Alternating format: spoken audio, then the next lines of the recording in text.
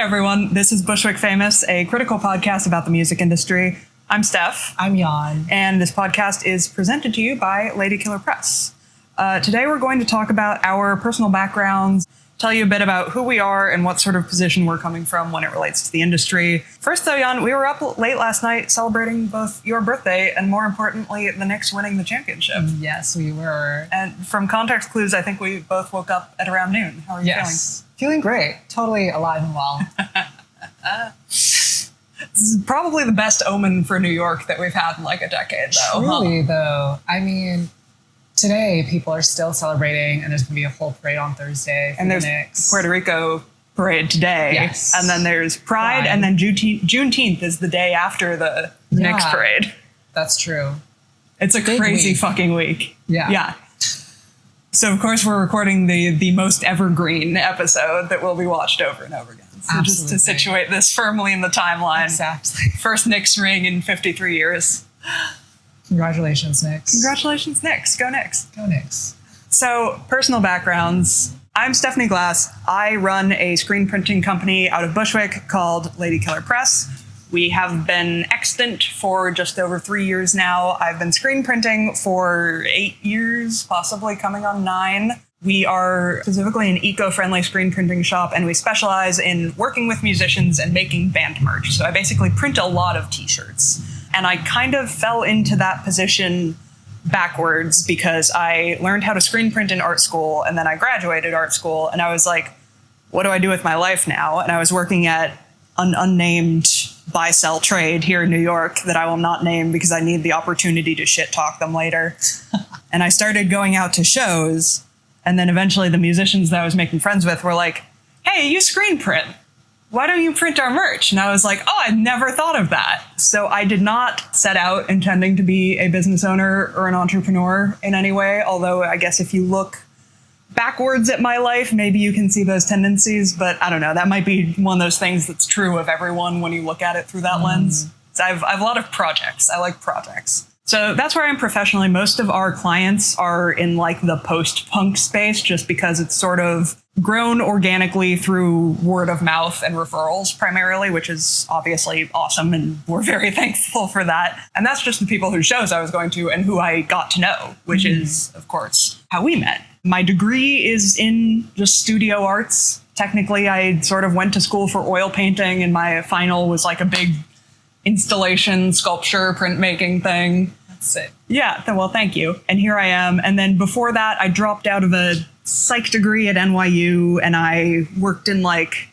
psychological research for a little bit. I also worked in comic book stores and the comic industry. I published a comic anthology, and that's sort of the professional back. Apart from that, there's just been a bunch of day jobs that I've been terrible at and hated. So I'm really not oriented towards not working for myself. It's not good. So Jan, what's your deal? My deal. My name is Jan Kogan. I am currently working at a Brooklyn indie record label called Sacred Bones. Woo. But I come from a business/finance background. I did my undergraduate degree at McGill University in finance and information systems as a double major, and then a minor in music, specifically in audio recording and engineering. I always knew I wanted to do something in music, and my parents know this, so they won't hate this if I say this. I really did get my degree in finance for them and for my family, but I always knew I wanted to work within the music industry and thought that regardless, I'd be able to apply that to the industry as needed. And throughout my undergraduate degree, I interned and worked part-time at various music-related firms. I started off at a marketing agency. I worked at a concert promoter. I worked at another indie label based in Montreal. And working in that city, I had to learn a lot of French. Most of those jobs were primarily based in French. So I had to do my best with that. And I did manage somehow. So it's also worth pointing out your family is Ukrainian. Yes. So you have that going on like linguistically as well, which is like it's similar enough to Russian that we would have talked about that if I'd ever brought it up. Definitely. But after my undergraduate degree and my many little internships in Montreal. I graduated mid-pandemic, so the world was on fire. The music industry was in flames as well, and I had no idea where to go from there. So I looked into pursuing a master's in music business in hopes of it would open up a network of new people that I could potentially mingle and at least educate myself more on the industry from a different angle, essentially. And I got into NYU's music business master's program, which led me to New York. NYU dropout, NYU magister. Yes. It's not magistrate, it's magister. Yes. There is a title for one with a master's degree. After moving to New York, I was convinced, forced, some might say, to play in a colleague's band, which led me to play bass and further join the two projects that I'm currently in, Two Man Giant Squid, and then later on, Diary. Which band was this? This was a band called Living Things. Right. Yes. Okay. I can't explain why we've talked about that band before, but we have. Okay, I remember now. Yeah. All right. That was my first... They'll never watch this. It's fine. Yeah. But that was my first introduction to the music scene in New York, and the music scene from like an artist's perspective. Sure. Because I never in my life would even consider myself a musician / artist. I grew up playing guitar and piano and singing, and it's something I love to do for myself, but never publicly. What the fuck? So that was such a major shift. Yeah. And on top of that, I have terrible social anxiety and performance anxiety. So it was like the most nightmarish thing I could ever do to myself, and I don't know why I did it. But I can't complain now. I love it a lot. Look where it's taken you in life. Exactly. Podcasting in a Bushwick attic print shop. That was one of my life goals, honestly. Yeah, so. I know. You told that to me when we first met. Well, okay, so Jan and I were just having a business podcast meeting, and I was texting my friend Robert and relayed something that Jan had said to him, and he said, "I'm so glad Jan's a bitch." And I was like, I know they don't seem like they are one because they have terrible social anxiety, but truly them and me would not be friends if they weren't. Obviously we have more in common than that, but I love that you're a bitch. But also, okay, and that was what I thought of when you were saying like you have terrible social anxiety. But also last night at your birthday party, which was Traders themed, by the way, the reality game show. Yeah. Jan was the host, was Alan Cumming, which is a very funny comparison, which I didn't expect. I thought you would be like playing it with us, but you have a theatrical streak I was not aware of. I do love a bit of theater. What can I say?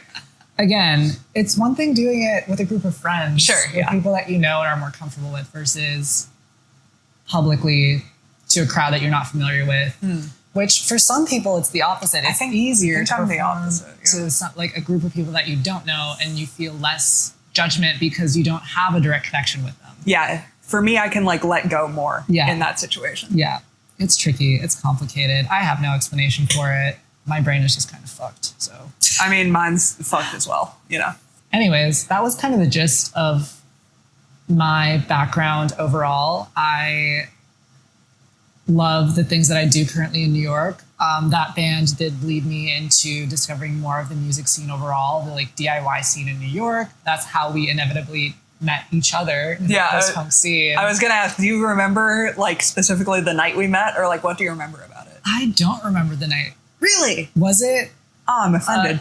Can we name bands that like it was at a show? It was at a show. I think it was at a Mary Shelley show, right? I've already named them at some point in the podcast. Oh, maybe I think did. we're fine. We're past that. It was at Berlin, right? Yeah. Or was that one of the earliest times we met was at Berlin, and Henry was there. Mm-hmm. And I think we just started talking to each other because we had that mutual friend, Henry. And then we just sort of ended up being at all the same shows together because you were much more actively doing music photography. Yes. At the time. Totally forgot to mention that. Yeah, you did. Jan is also a great photographer, and pretty much every photo shoot you see on like the Lady Killer page or anything is like Jan, because they love me and are down to work with my weird ideas. Always. But yeah, music photography was something that I delved into early on when I moved here as a way to discover new music and build those connections in the music scene because I was, again, so in my head about trying to make a direct connection without being like, I can offer you a service for free. I'll just like come shoot your show and this is a way for me to meet you. And surely like, then you will like me. Exactly.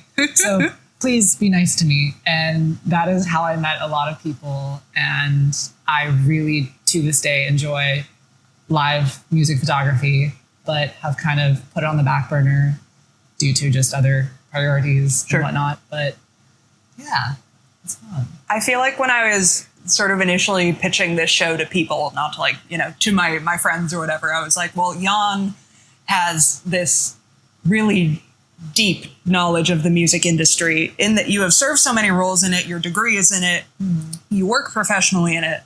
And I feel like I have more of a breadth of professional knowledge in that, like, I have worked in the comic scene, I've worked in the psych research, I worked in machine learning, technically, I've been on film sets, I was a makeup artist, there was the whole activism period of my life. Like, I have a much more jumping from one thing to another kind of professional history, and I admire that you have so much more of a depth in the industry than I do, but I think that's a good combo for us, kind of. I couldn't agree more. Yeah, I think we really complement each other with our knowledge and backgrounds. And both being bitches. Yeah, apparently. He meant that as a compliment. I know. Because Robert's also a huge bitch. I will say also this whole thing started because I texted you out of fucking nowhere and was like, we would have a great podcast. Yes. And you were like, we would. We would. And then we just immediately were both locked in on it. I don't think we ever discussed the possibility of not doing it. That's true. And the worst part is I literally don't even remember what made me text you that. It was just meant to be. It was just meant to be. It was meant to be. We've been training for this our whole lives. I get to do all the visuals and the promo and stuff, and you do all the audio, and it works out great. Exactly. Yeah. That's great.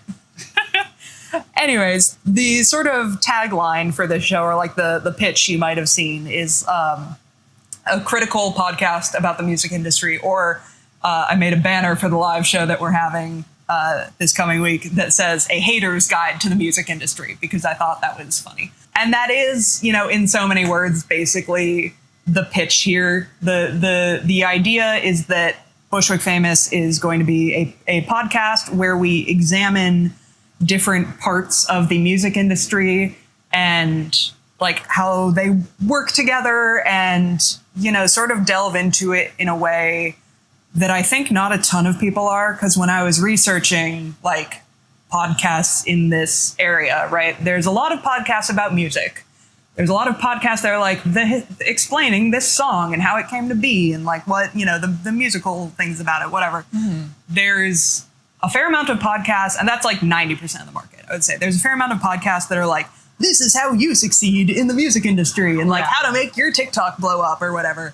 And that's, obviously, there's a market for that, but I don't think that's what either of us particularly wanted to do with this. Yeah. So yeah, our goal is to be not like a how-to guide or a fucking business or self-help thing or whatever, but like to be looking almost from like a sociological standpoint, I think is fair to say, at the music industry. And like, Jan's not a huge podcast listener. No. And so I am constantly listening to a podcast of one sort or another. And some of the main ones that I've followed for years that I kind of wanted to model at least our format off of are like, I believe I've called it to the podcast idiot format, where like one person has done sort of deep research into something, written up a bit about it, and like is explaining it to another person. And I think we're trading off on that because obviously you just know a lot more stuff about the music industry than me. But also I've had more time to like research things that are going on, and I enjoy explaining things to you because I love the sound of my own voice.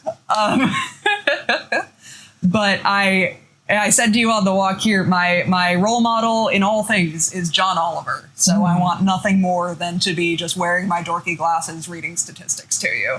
Amazing. That's my life goal. I love it. I'm here for it. I love stats too. So We're going to turn people off. I love statistics.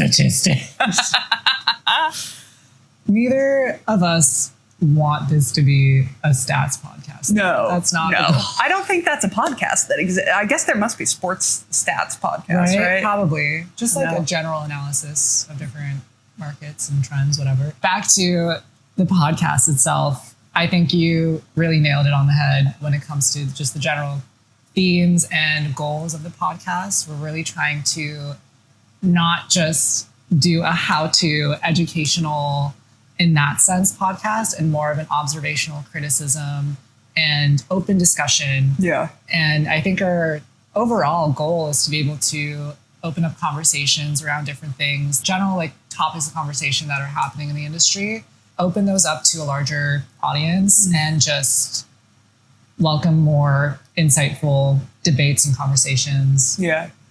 Because I think also the state of the industry at this point in time is pretty fucked up.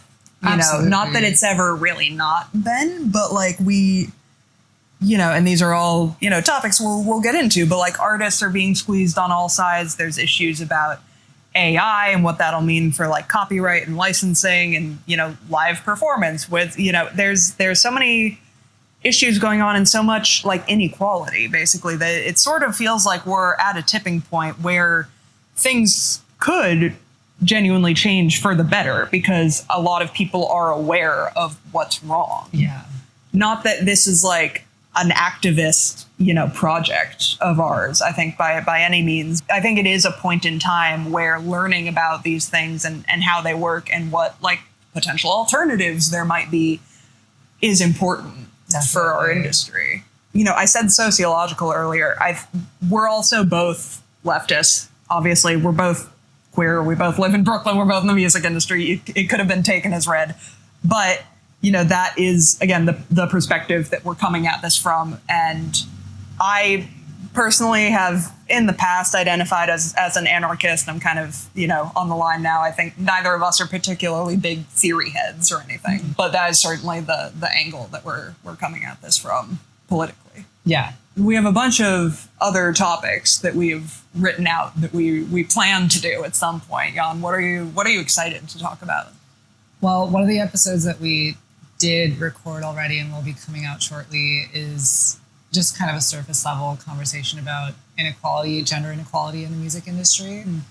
And I think that is just generally a conversation that needs to continuously be had, not just within the bubble of the music industry. It's a societal problem, honestly, but I think it's very easy to just forget about certain actual things that can be done when it comes to combating the matter. And yeah, I am excited for that episode to come out. I'm excited for our more critical analyses and conversations about the local scene and our experiences. Yeah, I think the conversations that we are potentially going to have and are planning to have are really endless. I'm very excited for the guests that we plan on having on just the different angles and perspectives we start to dissect further on into the episodes. And yeah. At this point in time, we've only had my good friend Emily on as a guest to talk about the Christian rock industry,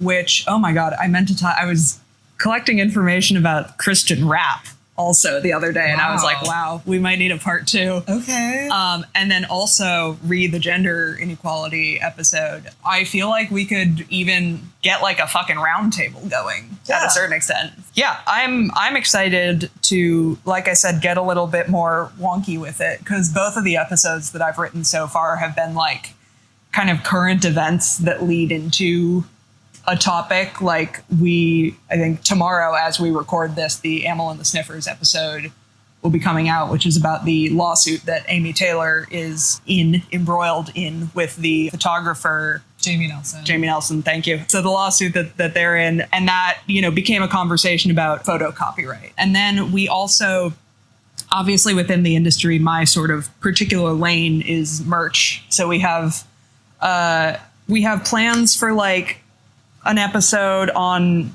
the actual merch life cycle, how it's made, where it ends up, what the numbers are on that. And then possibly, if people are interested, a sort of brief history of like Lady Killer, what it's like having a business in this area, that sort of thing, which I don't know how much of an expert I can be on that, but you know, it's what I do, I suppose. So I have to. Something I really want to do is an episode, maybe even a mini one like this, but like breaking down the different types of apparel decoration that you can have, and sort of the video would be this would probably be like a whole shot thing, but like, you know, showing people the distinction between like good printing, bad printing, plastisol, water-based, that sort of thing. Just like educate people on that. That's the closest to a how-to I think we would want to get. But like, I have a specialty that is also pretty important to the music industry, because, you know, merch is how a lot of people make their money, essentially. Absolutely. So I'm excited to get further into that. I'm also excited to be researching more of these nerdy little topics and explain them to you, because now I know so much more about like how the marketing works from the Geese episode, the fake fans. I know a lot more, although clearly not everything, about photo copyright. Like this really feels like an educational project for me.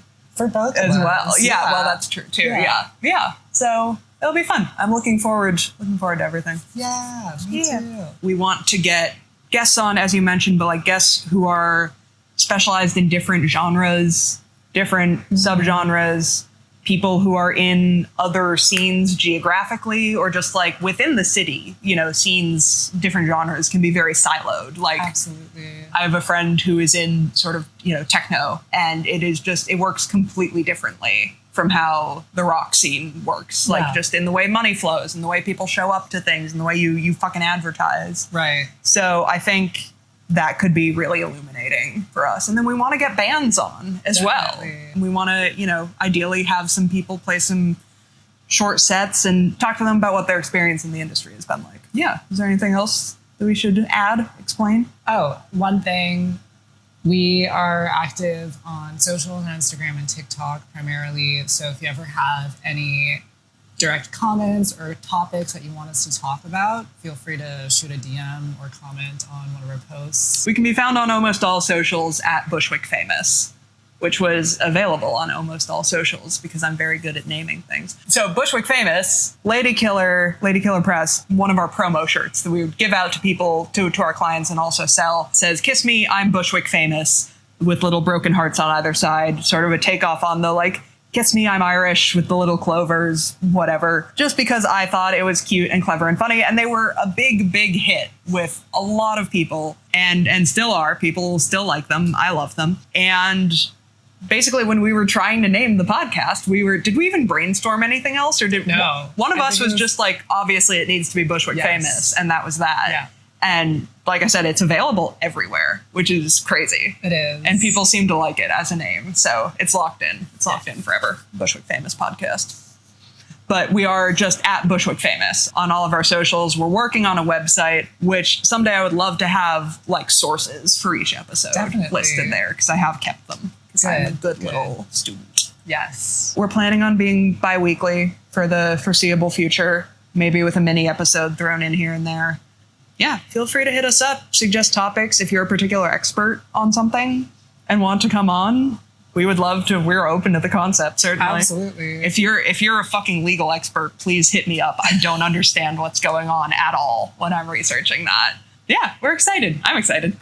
Yeah. Yeah.